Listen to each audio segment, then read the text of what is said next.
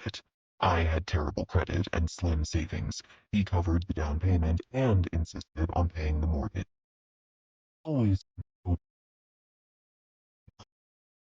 cheap, and I think I let Cooper pay for literally everything. Maybe more than raise Ollie. There was no way my badass, hyper-independent mother would approve of me relying on Peter so heavily, and so I didn't approve either. He came up with a compromise. I'd furnish, add meal to the assortment furniture we brought from it.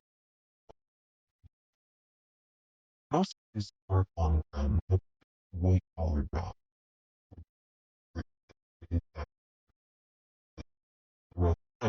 Most other librarians, booksellers, veteran writers,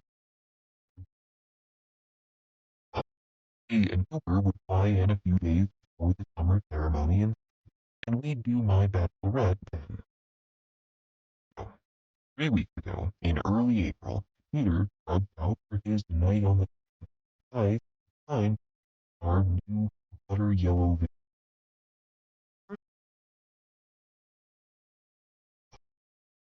and up from Grand Rapids. High school been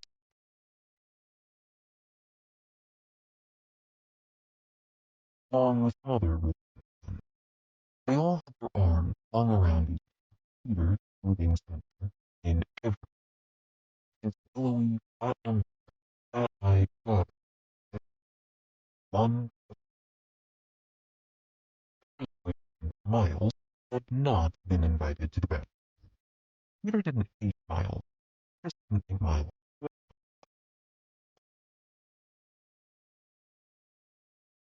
was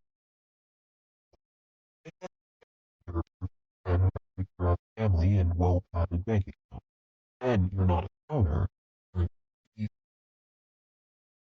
Another thing that must, despite my greatest wishes, and after that,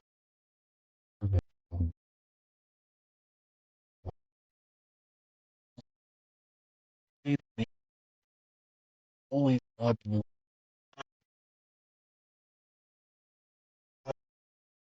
you keep it because better was working. Didn't want to. It made sense when he was back for me. He was his best friend. They'd done that I this antiquated predicting work. I hope I could wait long enough to shut a glass of water. I broke it, but I both the click of it was so like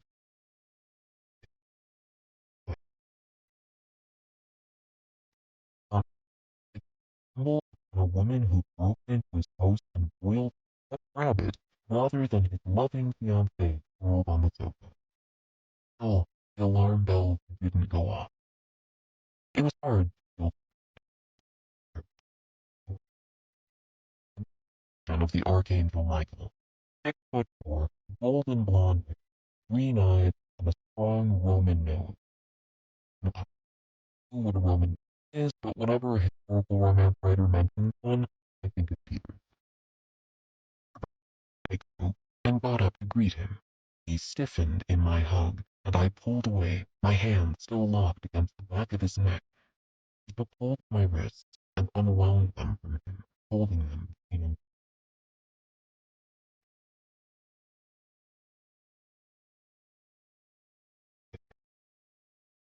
It was. He walked me and looked.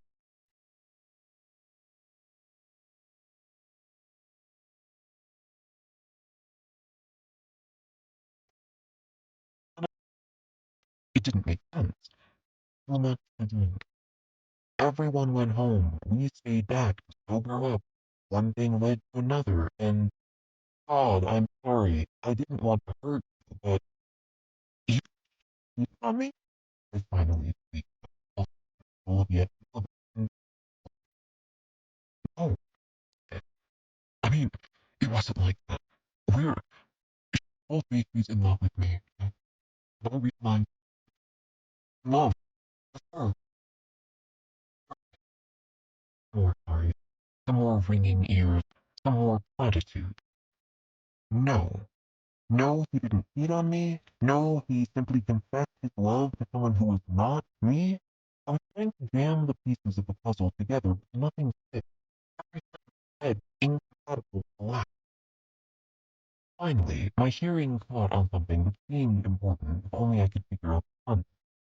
A week. A week.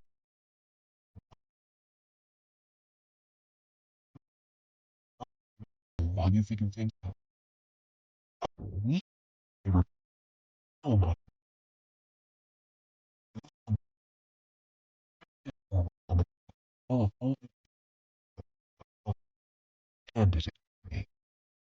A truly deluded part of me thought it would be an apology note, a love letter that made all of this not okay, but maybe salvageable.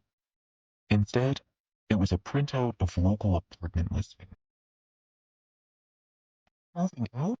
I thought,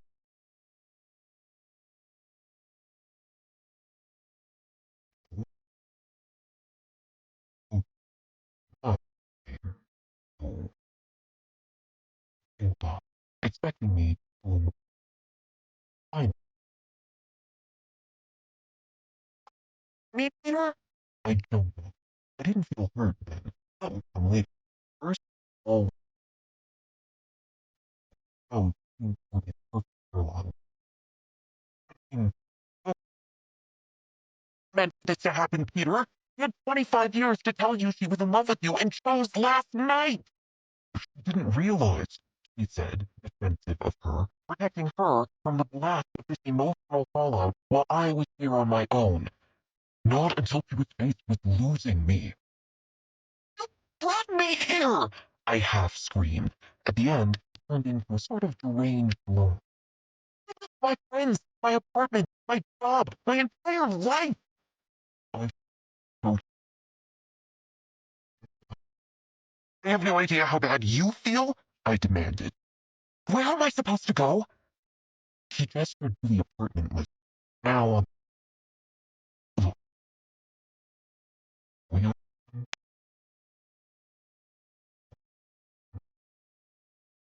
be back. Oh, oh God. It wasn't just that I was expected to move out. He was moving in. After they got back from a decade new couple thing, I almost asked where they were going. The last thing I needed was a full picture of them kissing in front of the Eiffel Tower. Wrong. I'd later learned they'd been kissing along the Amalfi Coast. I'm really sorry. Came in to play for like some benevolent father, regretfully stripping off the war and his eyes widened and he knew I'm totally empty. He had everything he needed, not a lick of it was in this house. As the door fell shut, something grabbed one of the bolts golden almonds that had fallen on her laptop and ran outside, still in the self-promise Peter bought me last Christmas. He cast a wild-eyed look over his shoulder at me as he hoisted himself into the passenger seat top of the You are fucking, fucking asshole!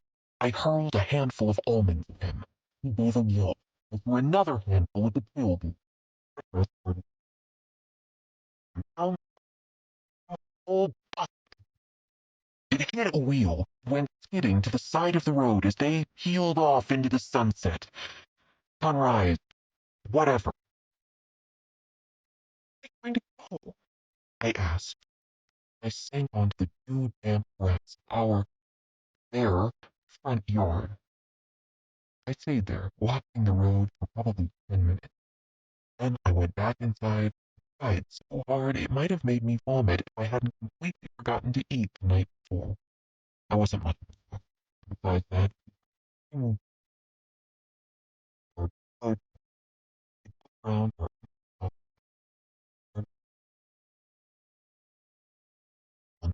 on All that I am, my only guess was that Peter had come back. That he'd made it to the airport only for a burst of clarity to send him racing home to me. But when I opened the door, I found Miles, red-eyed, either crying or and brandishing three weapons left on their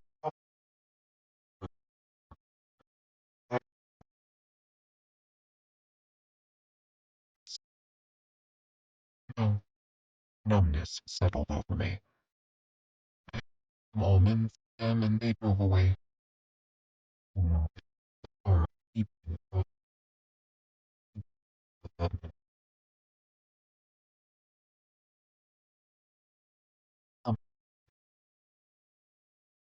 followed not.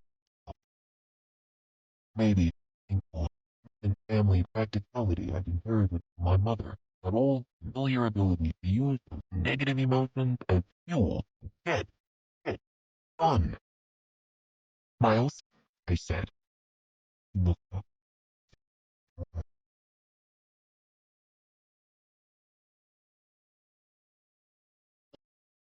The son, not sociopathic drink. How many victims were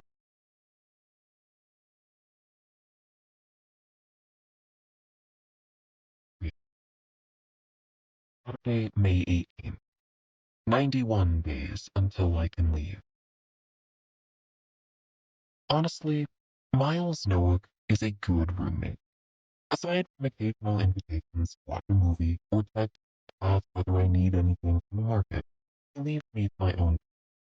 After my request to only smoke outside, I really must stop me smelling weed in the hallway. There's no more mournful blasting of Jamie O'Neill either. In fact, he seems totally fine. I never would have guessed he was a man fresh off a horrible heartbreak if I hadn't seen his face weeks ago on the day of the. We pretty easily figured out a bathroom schedule that worked. He's a nightfall. I usually get up around 30 or 7 regardless of the library's opening shift or not. And since he's rarely home, he never leaves stacks of dirty dishes open in the sink.